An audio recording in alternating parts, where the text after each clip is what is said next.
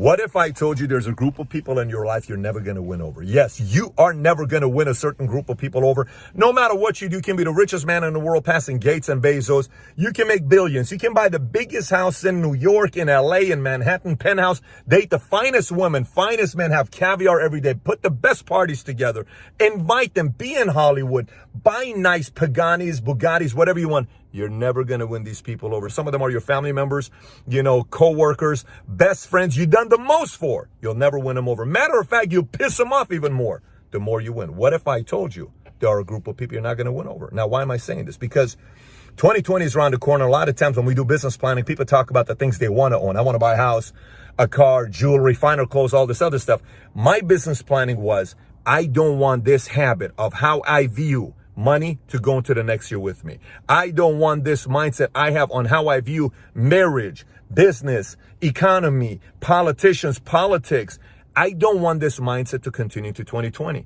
This could be one of the mindsets for you where you're trying to win everybody over, but you cannot. So what are you talking about, Pat? Let me explain it to you. Many, many years ago, for the first 10 years of my business, I tried to change everybody. I was trying to win everybody over. My friends, family members, I was trying to win everybody over through whatever measures it took. And you know what happened? This is what I got. I got all these things here. I got all these things here. And I got all this gray hair here, stressed out, not sleeping at night. I was furious. How can these guys not get it? Why don't you want to win for your family? I want to win for my family. But they don't want to do the work to win for their family. They'd much rather watch Netflix, TV, sleep in, eat cheesecake at 9 o'clock at night, not telling anybody, and say, I don't know why I'm gaining weight. I don't have the energy. I don't know why I've gained 78 pounds. I don't know what happened here. It's not my fault. I'm big boned. I don't know what's going on with my money. It's not my fault. It's not my fault. It's everybody else's fault. It's not me. I don't know why. You can't win certain people over. What kind of people can you not win over? See, when you read the book Power versus Force, if you haven't read it, he talks about in the book, the author, that you get to a level of consciousness. The lowest level, I believe he talks about, is apathy, grief, guilt, blame, all this stuff, fear, desire, and then, pride, anger. Then the first level of consciousness, which is a good level of consciousness, is courage. You have the courage to face your fears. You have the courage to face your apathy. You have your courage to face why you think you're so entitled to things, why you're a victim. You have the courage. And the next level is, I think, acceptance, willingness, then it's reason. Neutrality, then it's reason, right? And reason, what is reason? I have realized over the years that I get along with people that know how to reason. What do you mean, Pat? See, I used to be the person that was unreasonably stubborn to everything.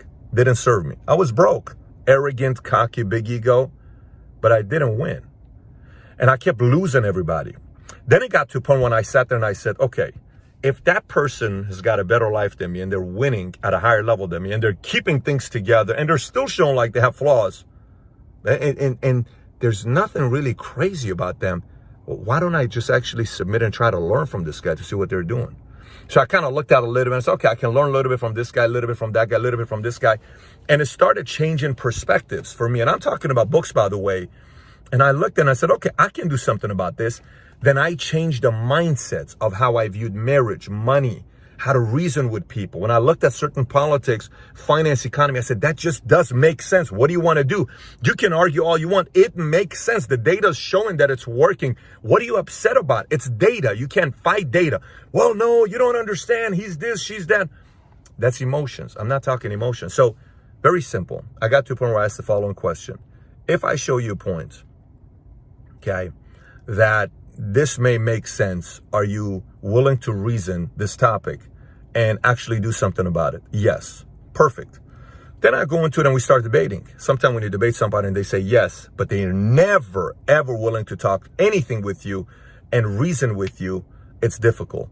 The key is to teach whoever you're working with the power of reasoning, of sitting down and saying, let's reason together to see what is the best possible solution for this.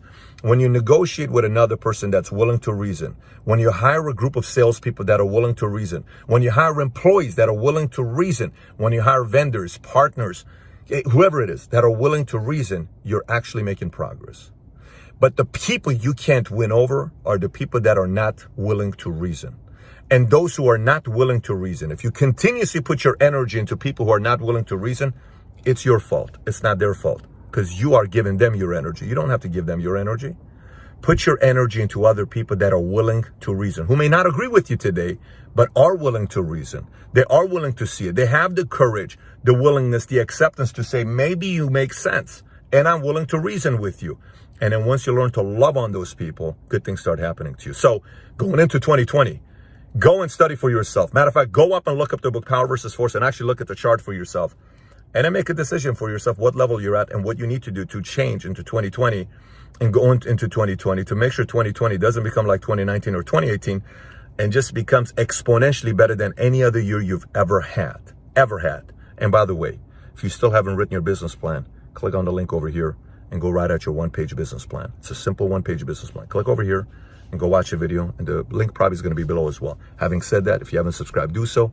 Have a great week, everybody. Take care. Bye-bye.